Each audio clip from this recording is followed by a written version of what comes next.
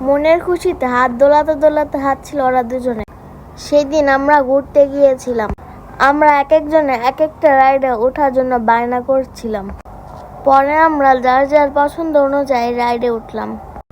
সাথে আম্মু আর আব্বুও ছিল। আমরা আম্মুর সঙ্গে বায়না করছিলাম ঘুরতে যাব।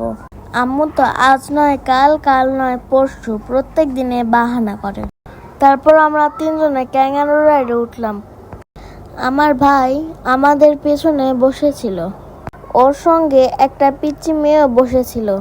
সেই মেয়েটি আমার হাতির মতো ভাইকে আঙ্কেল বলছিল। আমার ভাই তো মনে মনে হাসছিল, আবার রাগও করছিল। ওই হাতি যদি ক্যাঙ্গারুর উপর ওঠে তাহলে কি আর ক্যাঙ্গারু লাফাবে? আর গুবলা তো ভয়ে শক্ত হয়ে চোখ বন্ধ করেছিল। আমি ওর পাঞ্জাবি ঠিক করে দিচ্ছি।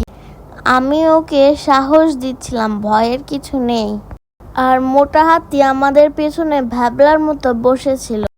তারপরে মোটা হাতি ওর সহসঙ্গী পেয়ে গেল। আমরা অনেক ঘুরেছি, অনেক মজা করেছি, অনেক ছবি তুলেছি। যদি ছবিগুলো দেখতে আগ্রহী হন তাহলে কমেন্টে জানাবেন।